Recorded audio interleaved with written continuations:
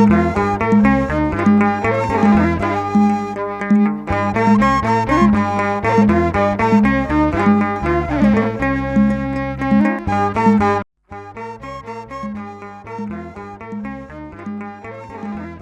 ተመልካቾቻችን በሐመረ ወንጌል ዘኢትዮጵያ ሚዲያ ክፍል እየተዘጋጀላችሁ የሚቀርብ ዱካ ፍለጋ የተሰኘ ዝግጅታችን ነው። በዚህ ዱካ ፍለጋ በተሰኘው ዝግጅታችን የቤተ ክርስቲያን ታሪክን እያጠናን እንገኛለን። ባለፈው በክፍል 2 ዝግጅታችን ቤተ ክርስቲያን ስያሜ ትርጓሜዋንና ጠባያቶቿን እና በመጽሐፍ ቅዱስ ደግሞ በተለዋጭ ዘይቤ የተገለጸችበትን ክፍሎች መመልከታችን ይታወሳል። አሁን በዚህ በክፍል 3 ቀጥታ ቤተ ክርስቲያን ታሪክን ዘመን ተከትለን የምንሄድ ይሆናል። የኢየሱስ ክርስቶስን መወለድ ዘመንን መነሻ አድርገን እሱን ተከትለን የቤተ ክርስቲያን ታሪክን እናነሳ ይሆናል። ከጌታችን ከኢየሱስ ክርስቶስ መወለድ አስቀድሞ ግን የዘመኑን ሁኔታ ጥቂት ማስቃኘት አስፈላጊ ይሆናል። ምክንያቱም ያ ዘመን ዓለም በአንድ ገዢ ስር የተገዛችበት ዘመን፣ በተለይ በሮማውያን ግዛት ስር የነበረችበት ዘመን መሆኑን ቀድመን ማስታወስ መቻል አለብን። በዓለም ላይ 2 ኃያላን መንግስታት ዓለምን አንድ አድርገው አስቀድመው ግዛታቸውን በታሪክ ጥናት ውስጥ የምናየው ነው። የዚህ የግሪኩ ዓለም ግሪካውያን መላ ዓለሙን አንድ አድርገው ገዝተው ብዙ የግሪክ ቋንቋዎች፣ ባህሎች እና አስተሳሰቦች እና እሳቤዎች በዓለም የገዛበት አንድ ወቅት ወይም ደግሞ አንድ ዘመን ብለን ልንይዘው እንችላለን። በእነዚህ ዘመናት ግሪካውያን ኃያላን መሆናቸው ብቻ ሳይሆን ቋንቋቸውን፣ ባህላቸውን፣ አስተሳሰባቸውን በሙሉ በዓለም ውስጥ ያስፋፉበት እንደገና ይሄ ሄሌኒዝም የምንለው ዘመነ አብሮትም በልዩ ልዩ ፍልስፍና የምናውቃቸው የግሪክ ምሁራንን አስተሳሰብ የነ ፕሉቶን የነ ሄሮዶቶስን የሌሎቹን ፍልስፍና ዓለም የተዋወቀችበት ዘመን እነዛ ዘመናት ናቸው። ያን ዘመን ተከትሎ ባለው ሂደት ደግሞ እንደገና ሮማውያን አሸንፈው ዓለምን በሚገዙበት ዘመን የሮማ ቄሳር በሮም ውስጥ ተቀምጦ መላውን ዓለም ደግሞ በልዩ ልዩ ገዢዎች እያስተዳደረ በሚገኝበት ዘመን ጌታችን ኢየሱስ ክርስቶስ ወደዚህ ዓለም እንደመጣ ያው መጽሐፍ ቅዱስ ስለሚነግረን የታመነ እውነታና ታሪክ ነው። ምንም እንኳን ሮማውያን በወቅቱ ገዢዎች ቢሆኑም ቀድመው የገዙት ግን ግሪካውያን ስልጣናቸውን፣ ባህላቸውን፣ እውቀታቸውን ስላስፋፉ ሮማ እንኳን በሚገዙበት ዓለም አዲስ ኪዳን የተጻፈው በግሪክ ቋንቋ መሆኑን በገንዘብ ለታሪክ ጥናት አውዳችን መደላድል ይሆናል ማለት ነው። ወደ ኢየሱስ ክርስቶስ ሰው መሆን ስንመጣ ጌታችን ኢየሱስ ክርስቶስ ወደ ምድር በመጣበት ዘመን እስራኤል በሮማውያን አገዛዝ ስር ተገዝታ እንደነበር፣ በወቅቱ አውግስጦስ ቄሳር ሮምን አንድ አድርጎ በመግዛት ከዚያም አልፎ በተለያዩ ሀገራት የሮማን የበላይነትን ስላወጀ አውግስጦስ ቄሳር ታዋቂ የሮም ንጉሥ ነው። አውግስጢኖስ ሳይሆን አውግስጦስ ቄሳር ነው። ኦገስት የሚለው ስያሜ በሱ ስም ነው የተሰየመው። ከፈረንጆቹ የካላንደር አቆጣጠር አንዱ የሆነው ኦገስት በዚህ ሰውዬ የተሰየመ ነው እና አውግስጦስ ቄሳር ገናና በሆነበት ዘመን ያው ዓለምን ሲገዛ በመላው ዓለም እንደራሴዎችን ወይም ደግሞ ገዢዎችን በመሾም ዋና ተጠሪነታቸው ለሱ እንዲሆኑ በማድረግ በገዛበት ዘመን እስራኤልም በዚሁ ሰው ግዛት ውስጥ ስለነበረች የሱ ግዛት ከ31 ዓመተ ዓለም እስከ 14 ዓመተ ምህረት ነው። ዓመተ ዓለም የምንለው በጌታችን በኢየሱስ ክርስቶስ መወለድ ዓመተ ምህረት ከመቆጠሩ በፊት ያለው ዘመን ዓመተ ዓለም ነው የምንለው። ዓመተ ዓለም ሲቆጠር ከላይ ከብዙ ቁጥር ወደ ታች ነው እያለቀ የመጣው። ስለዚህ 31 ዓመተ ዓለም ማለት 31 ዓመተ ዓለሙ አልቆ 0 ሲል እንደገና አንድ ብሎ ዓመተ ምህረት የሚቀጥልበት ነው።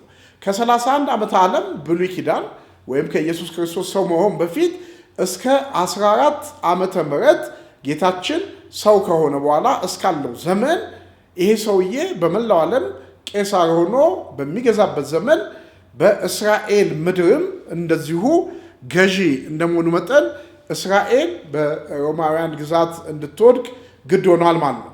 ያን ዘመን የሱ ግዛት ዘመን ላይ ተከትሎ አውግስጦስ ቄሳር ለእስራኤል ገዢ እንዲሆን ሄሮድስን አንግሶታል። ሄሮድስ አንቲፓተር ወይም አንቲፓስ የተባለውን የእስራኤል ገዢ አድርጎ ሾሞታል። ይሄ ሄሮድስ አንቲፓተስ ወይም ሄሮድስ አንቲፓተር የምንለው በማቴዎስ ወንጌል በምዕራፍ 2 ላይ ሕፃናቱን ያስፈጀው ነው። ሕፃናቱን ያስፈጀው ንጉሥ ነው እና የቄሳሩ ተገዢ ሆኖ እስራኤልን እንዲገዛ የተሾመ ንጉሥ ነው። ታስታውሳላችሁ በማቴዎስ ወንጌል ላይ ጌታችን ኢየሱስ ክርስቶስን በማጣቱ ምክንያት ብዙ ሕፃናትን ሰብስቦ በማስፈጀት ከነዛ ውስጥ አንዱ ኢየሱስ ይሆናል ብሎ እነዛን ሁሉ ሕፃናት ያሰየፈው ይሄ ንጉሥ ነው። በኋላ ላይ ግን የአራተኛው ክፍለ ገዢ በሆነበት ዘመን ይሄ ሰው የመጥምቁ ዮሐንስን አንገት አስቆርጦ ያው ሄሮዳዳ ለተባለች ሴት በዘፈን ምክንያት ምን ልስጥሽ ሲላት የመጥምቁ ዮሐንስን አንገት እንድታሰጠው በእናቷ አማካይነት ተመክራ በመጠየቋ ምክንያት የመጥምቁ ዮሐንስን አንገት አስቆርጦ ያሰጠው ይሄው ሄሮድስ የተባለው ሰው ነው። ከስልጣኑ በ39 ዓመተ ምህረት አካባቢ እንደወረደ ይነገራል። ንጉሥ አውግስጦስ በ26 ዓመተ ምህረት እስከ 36 ዓመተ ምህረት ባለው ዘመን እስራኤል ለሁለት ተከፍላ እንድትገዛ በመወሰኑ ምክንያት ጲላጦስ የተባለውን ሰው እና ሄሮድስ የተባለውን ሰው ሁለት ግዛት ይዘው እንዲያስተዳድሩ ስለፈቀደላቸው በአንድም ይሁን በሌላ ኢየሱስ ክርስቶስ የነበረበት አብዛኛውን ዘመን ሄሮድስና ጲላጦስ በእስራኤል ላይ ገዢ የሆኑበት ዘመን እንደሆነ ያው መጽሐፍ ቅዱስ በተለይ በዚህ በሉቃስ ወንጌል ላይ በተከታታይ ስናነብ የምናገኘው ይሆናል ማለት ነው። የምናገኘው ይሆናል። በተለይ ሉቃስ 1:5 ላይ በግልጽ በይሁዳ ንጉሥ በሄሮድስ ዘመን ብሎ ዘመኑ በሱ ዘመን እንደሆነ ይናገራል። ምዕራፍ 2 ቁጥር 1 ላይም በዚያ ወራት ዓለም ሁሉ እንዲጻፍ ከአውግስጦስ ቄሳር ትእዛዝ ወጣች ይላል። ስለዚህ ቄሳሩ በዓለም ያሉትን ሕዝቦች እንዲቆጠሩ ሲያዝ ኢየሩሳሌም ያሉትን መቆጠር ስላለባቸው ያኔ ቀርኔዎስ የተባለ ሰው በሶሪያ አገረ ገዢ በነበረ ጊዜ ይህ ጽሕፈት ስለወጣ ያው እነዚህ ገዢዎች ባሉበት ዘመን ኢየሱስ ክርስቶስ በምድር ላይ እንደመጣ እንደተመላለሰ ማሰብ አይከብደንም።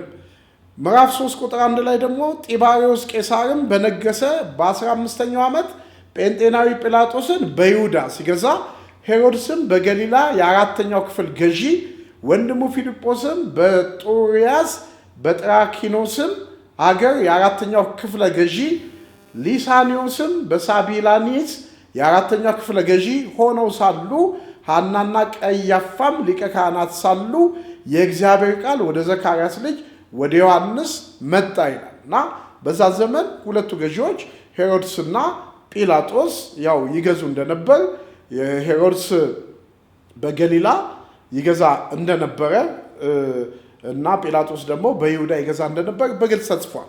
ስለዚህ ጌታችን ኢየሱስ ክርስቶስ በመጣበት ዘመን እነዚህን ሁሉ ማለት የፈለኩበት ምክንያት ግዛቱ ይሄንን ይመስል ነበር።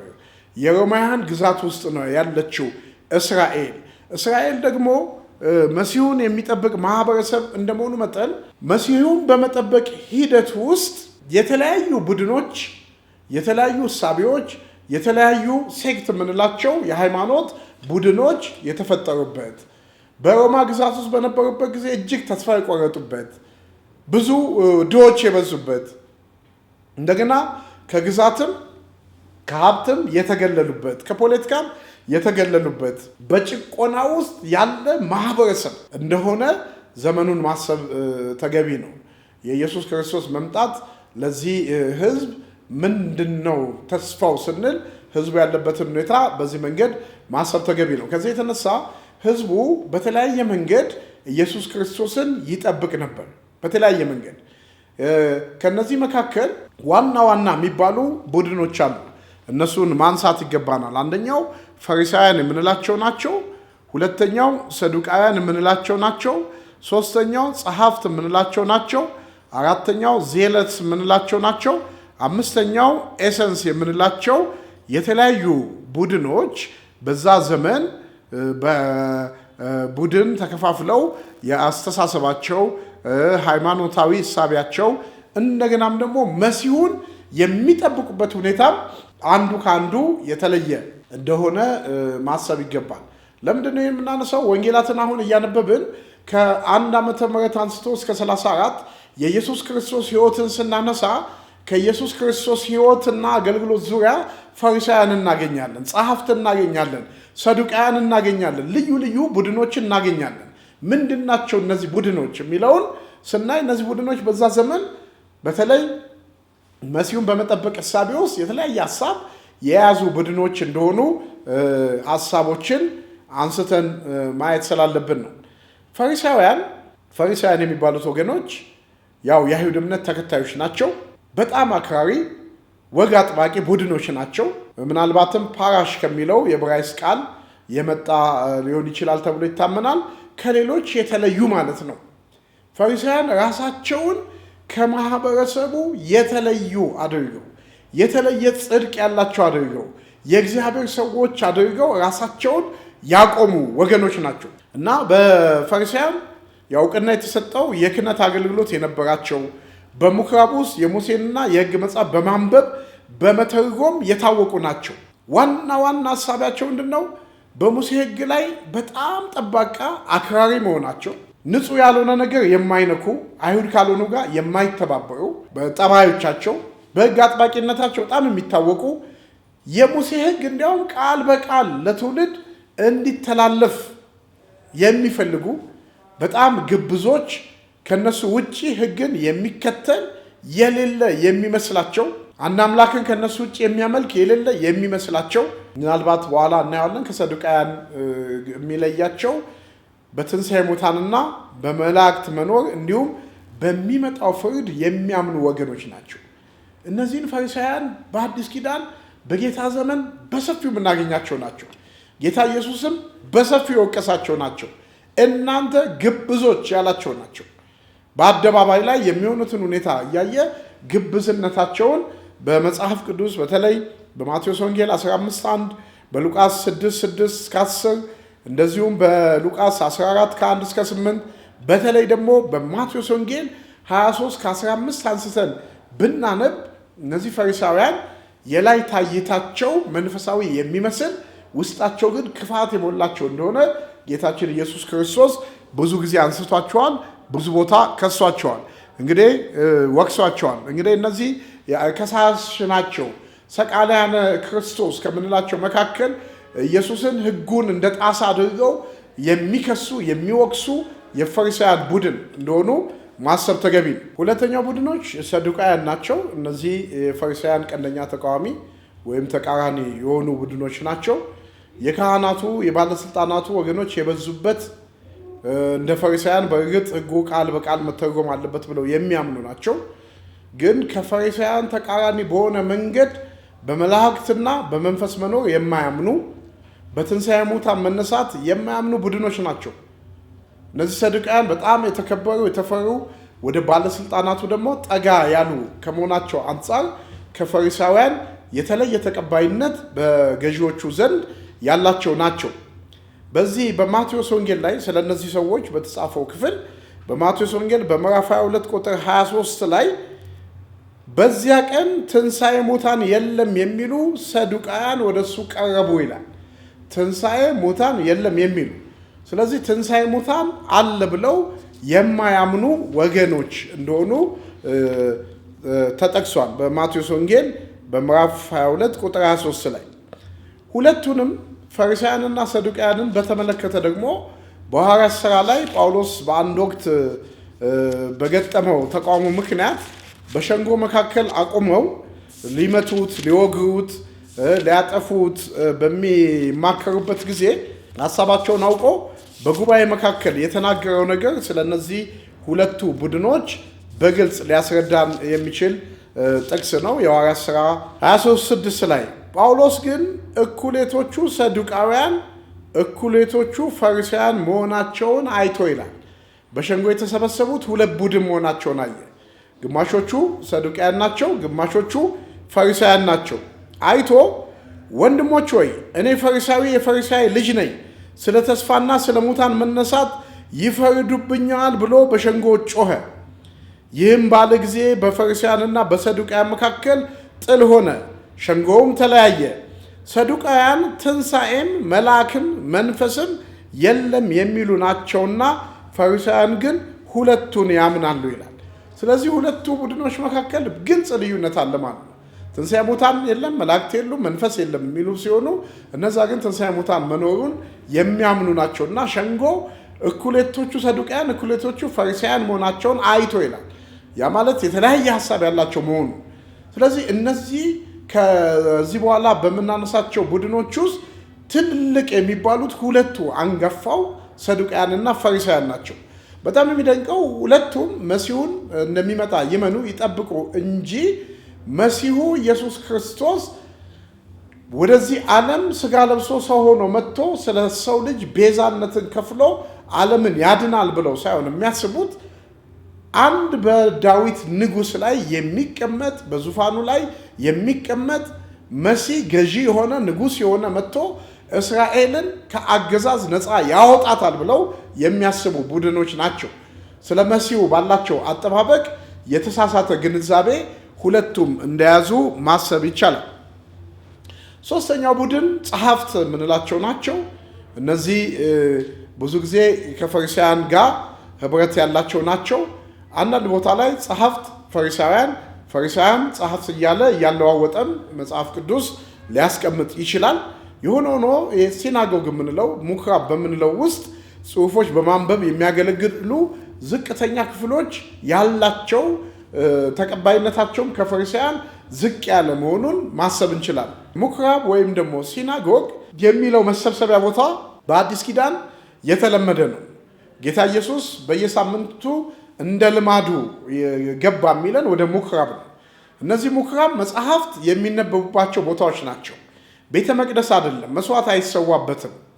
አይሁድ በስደት እያሉ በፋርስ በባቢሎን ስደት ዘመን መቅደሱ ከነሱ ስለሌለ በመሃላቸው ስለሌለ ስለተወሰደ እግዚአብሔርን ለማምለክ ይሄንን የስብስብ ቦታ በስብስባቸው ውስጥም ሆኖ ደግሞ ሃይማኖታዊ፣ ማህበራዊ፣ ፖለቲካ ጉዳዮችን የሚወያዩባቸውን ምኩራቦች፣ ሲናጎጎች ማዘጋጀት እንደጀመሩና ከዛ ልምድ ተነስቶ ከስደት ሲመለሱ ይሄው አስተሳሰብ እንደቀጠለና ብዙ ምኩራቦች በእስራኤል ምድር እንደነበሩ በእነዚህ ምኩራቦችም ደግሞ የአይሁድ ልሂቃን እየተሰባሰቡ ሃይማኖታዊ ጉዳዮችን የሚተነትኑበት መጽሐፍት የሚነበብበት ቦታ እንደሆነ ማሰብ እንችላለን።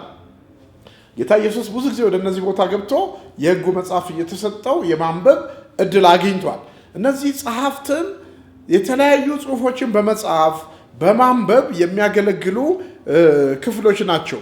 ሕጉ በትክክል መፈጸሙን የሚከታተሉ በተለይ ሰንበትን ጠንቅቀው የሚጠብቁ ወገኖች እንደሆኑ በመጽሐፍ ቅዱስ በብዙ ስፍራ ላይ ተገልጾ እናገኛለን።